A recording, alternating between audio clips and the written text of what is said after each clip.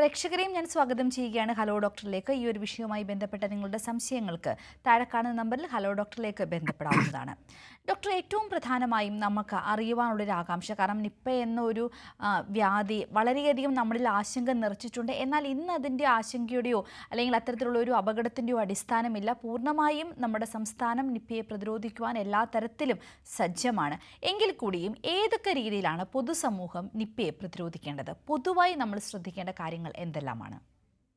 ആശങ്കയുണ്ടാകുന്നത് പ്രധാനമായും അവ്യക്തത കൊണ്ടാണ്. തുടക്കത്തിലുള്ള നിപ്പ ഔട്ട്ബ്രേക്കുകൾ നിരവധി പേരുടെ ജീവൻ എടുക്കുകയും പുതുതായി കാണപ്പെട്ട ഒരു രോഗമായതിനാൽ ഏറെ പേർ പരിഭ്രാന്തരാവുകയും ചെയ്തു. അതിന്റെ ഉയർന്ന മരണനിരക്ക്, അതായത് 70% നിൽക്കുന്ന മരണനിരക്കാണ് ഈ രോഗത്തിനുള്ളത്. കോവിഡിൻ്റെത് 1% എന്ന് നമ്മൾ ഓർക്കണം. അപ്പോൾ ഇങ്ങനെയുള്ള കാരണങ്ങൾ കൊണ്ടാണ് ആശങ്ക ഉണ്ടായത്. എന്നാൽ അതിനുശേഷം ഉണ്ടായ ഔട്ട്ബ്രേക്കുകളിൽ അത് അധികം പേരിലേക്ക് പകരാതെ നമുക്കതിനെ തടഞ്ഞു നിർത്താൻ സാധിച്ചു എന്നുള്ളത് നമുക്ക് ഒരു ആശ്വാസം നൽകുന്ന വസ്തുതയാണ്. എന്നിരുന്നാലും ഈ രോഗം ഇവിടെ തന്നെ ഉണ്ട് എന്നുള്ളത് ഒരു വസ്തുത തന്നെയാണ്. മിക്കവാറും എല്ലാ വർഷങ്ങളിലും തന്നെ കേരളത്തിൽ നിന്നും ഈ കേസുകൾ റിപ്പോർട്ട് ചെയ്യപ്പെടുന്നുണ്ട്.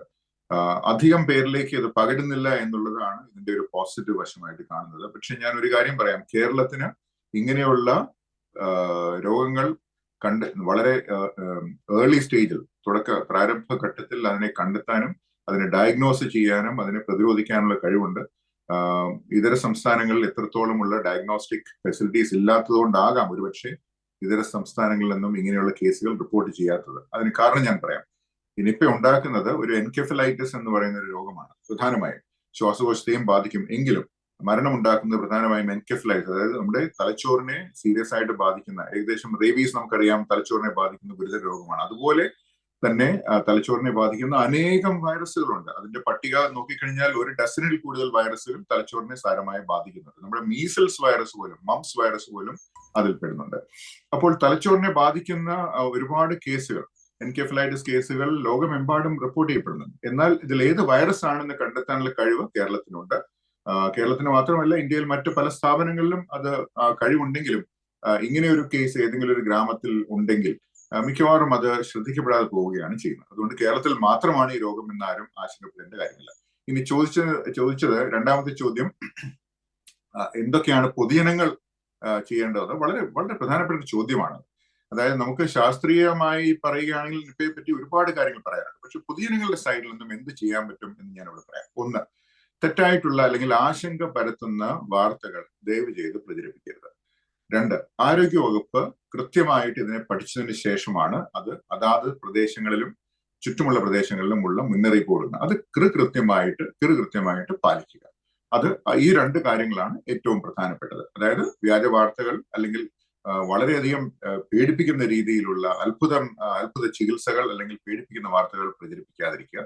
ആരോഗ്യവകുപ്പ് നൽകുന്ന നിർദ്ദേശങ്ങൾ അക്ഷരം പതി അത് എത്രയൊക്കെ അസൗകര്യം ഉണ്ടാക്കുന്നതാണെങ്കിലും ശരി, നമ്മുടെ നന്മയ്ക്ക് വേണ്ടിയിട്ടും നമ്മുടെ സുരക്ഷയ്ക്ക് വേണ്ടിയിട്ടും നമുക്ക് ചുറ്റുമുള്ള സമൂഹത്തിന്റെ സുരക്ഷയ്ക്കും വേണ്ടിയിട്ടാണ് ആരോഗ്യവകുപ്പ് പലപ്പോഴും നിർദ്ദേശങ്ങൾ കൊടുക്കാറുള്ളത്. ആ നിർദ്ദേശങ്ങൾ നമുക്ക് അസൗകര്യം ഉണ്ടാക്കിയാലും അത് പൊതുനന്മയ്ക്ക് വേണ്ടിയിട്ടാണ് എന്നുള്ള ഒരു ബോധം നമുക്ക് ഉണ്ടാകണം.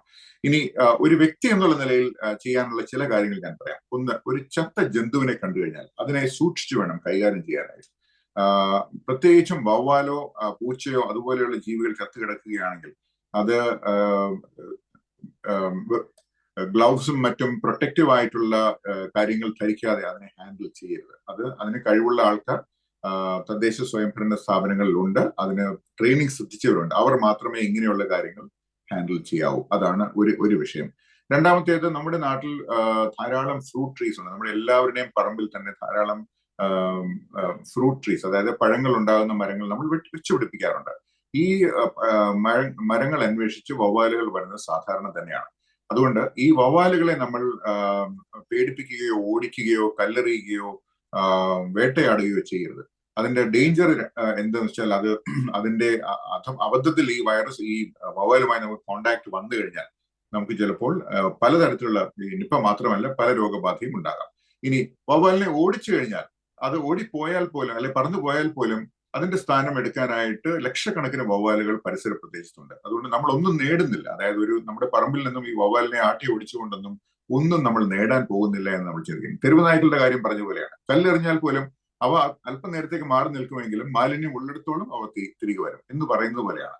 അതുകൊണ്ട് വവ്വാലുകളെ ദയവ് ചെയ്ത് ഉപദ്രവിക്കുകയോ അല്ലെങ്കിൽ വേട്ടയാടുകയോ ചെയ്യരുത്. പിന്നെയുള്ളത്, നമുക്കറിയാം, നമ്മുടെ പറമ്പുകളിൽ നടക്കുമ്പോൾ ചെരുപ്പിട്ട് നടക്കുന്നത് പ്രത്യേകം ശ്രദ്ധിക്കുക. കാരണം വവ്വാലുകളുടെ കാഷ്ടവും അവയുടെ ഗർഭകാലത്തുണ്ടാകുന്ന ചില സ്രവങ്ങളുണ്ട്, രക്തം, ഇതെല്ലാം നിലത്ത് വീണ് കിടക്കാൻ സാധ്യതയുണ്ട്. ഇതിലാണ് വൈറസുകൾ സാധാരണയുള്ളത്. ഈ വൈറസുകൾക്ക് നമ്മുടെ ചർമ്മത്തിലെ സുഷിരങ്ങൾ വഴി അല്ലെങ്കിൽ ചെറിയ മുറിവുകൾ വഴി അകത്ത് കയറാൻ ചിലപ്പോൾ ഇടയുണ്ട്. അത് ഒഴിവാക്കാനായിട്ട് ഇങ്ങനെയുള്ള പറമ്പുകളിൽ നടക്കുമ്പോൾ പാദരക്ഷയില്ലാതെ നടക്കരുത്, ചെരുപ്പ് ധരിക്കാതെ ഇങ്ങനെയുള്ള പറമ്പുകളിൽ നടക്കരുത്. അടയ്ക്ക ശേഖരിക്കാൻ പോകുന്നവർ പ്രത്യേകം സൂക്ഷിക്കുക. കാരണം അടയ്ക്കയും വവ്വാലുകളും തമ്മിൽ ബന്ധമുണ്ട്, നമുക്കറിയാം. അതുകൊണ്ട് അടയ്ക്ക ശേഖരിക്കുന്നവർ ഗ്ലൗവ് ധരിച്ചതിന് ശേഷം മാത്രം അത് അടയ്ക്ക ശേഖരിക്കുക. ഒഴിഞ്ഞ പറമ്പുകളിൽ, അതായത് ആളനക്കമില്ലാത്ത പറമ്പുകളിൽ കൂടി നടക്കുമ്പോൾ പാമ്പ് ശല്യം മാത്രമല്ല, ഇങ്ങനെയുള്ള പ്രശ്നങ്ങളും, അതായത് വവ്വാലിന്റെ കാഷ്ടവും മറ്റും ധാരാളമായിട്ട് അവിടെ കിടക്കാൻ സാധ്യതയുണ്ട് എന്നും മനസ്സിലാക്കി മുൻകരുതലോടുകൂടി മാത്രം ഇങ്ങനെയുള്ള പ്രദേശങ്ങളിൽ പോവുക. പിന്നെ നമുക്ക് എല്ലാവർക്കും ഉള്ള ശീലമുണ്ട്, എനിക്കുമുള്ള ശീലമാണ്. പണ്ടൊക്കെ ആണെങ്കിൽ മാവിന്റെയും അല്ലെങ്കിൽ ചാമ്പക്കയുടെയും ഒക്കെ ചുവട്ടിൽ ചെന്ന് ഏതെങ്കിലും പഴം വീണിട്ടുണ്ടെങ്കിൽ എടുത്ത് കഴിക്കുന്ന ശീലം എനിക്കും ഉണ്ടായിരുന്നു കുട്ടിക്കാലത്ത്. പക്ഷെ അത് വളരെ ഡേഞ്ചറസ് ആണ്. അത് യാതൊരു കാരണവശാലും നമ്മൾ എത്രയൊക്കെ നമുക്ക് മാവിനോടോ ചാമ്പയോടോ സ്നേഹമുണ്ടെങ്കിലും നമ്മൾ അത് ചെയ്യരുത്. അതായത് പേരയ്ക്കയാണ് മറ്റൊരു ഇത്. കാരണം ഇതെല്ലാം വവ്വാലുകൾ രാത്രി വന്ന് തൊട്ട് നോക്കുന്നതും നക്കി നോക്കുന്നതുമായിട്ടുള്ള പഴങ്ങളാണ്. അതുകൊണ്ട് ഇങ്ങനെയുള്ള പഴങ്ങൾ, നമ്മുടെ പറമ്പിൽ നിന്നുള്ള പഴങ്ങൾ കഴിക്കുന്നത് പോലും നല്ലതുപോലെ കഴുകി ഒന്ന് കഴുകുന്നത്, ചെത്തുന്നതിന് മുമ്പ് തന്നെ ഒന്ന് കഴുകുന്നത് എല്ലാം കൊണ്ടും നല്ലത് തന്നെയാണ്. അത് നിപ്പ മാത്രമല്ല, മറ്റു പല കാര്യങ്ങളും നമുക്ക് അതുകൊണ്ട് പ്രതിരോധിക്കാൻ സാധിക്കും. ഇങ്ങനെയുള്ള വളരെ നമുക്ക് ചെയ്യാവുന്ന കാര്യങ്ങൾ നമുക്ക് മാക്സിമം ചെയ്യുക. ഏറ്റവും പ്രധാനപ്പെട്ട ഒരു കാര്യം കൂടെ പറഞ്ഞു നിർത്താം. അതായത് ആശുപത്രി സന്ദർശനങ്ങൾ സൗഹൃദ സന്ദർശകനാകാതിരിക്കുക. അതായത് ഒരു സോഷ്യൽ വിസിറ്റിന് വേണ്ടി ആശുപത്രികളിൽ പോകാതിരിക്കുക. ആശുപത്രി എന്നുള്ളത് രോഗികളെ ചികിത്സിക്കുന്ന സ്ഥലമാണ്. അത്യാവശ്യമുള്ള കൂട്ടിരിപ്പുകാർ മാത്രം ഇരിക്കേണ്ട സ്ഥലമാണ്.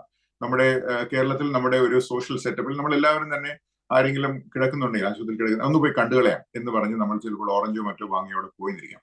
പക്ഷെ അത് നല്ലൊരു കാര്യമല്ല. കാരണം ആശുപത്രിയിലുള്ള പല രോഗങ്ങളും നമുക്ക് പിടിപെടാനും നമുക്കറിയാതെയോ അറിഞ്ഞോ ഉള്ള ചില ജലദോഷമോ അതുപോലെയുള്ള രോഗങ്ങളും വൈറസുകളും അവർക്ക് പിടിപെടാനും സാധ്യതയുണ്ട്. അതുകൊണ്ട് ആശുപത്രി സന്ദർശനങ്ങൾ കഴിവതും ഏറ്റവും കുറവ് നടത്തുക. സൗഹൃദ സംഭാഷണങ്ങൾ വീഡിയോ കോളിൽ ഇപ്പോൾ ചെയ്യാനുള്ള സൗകര്യം നമുക്കുണ്ട്.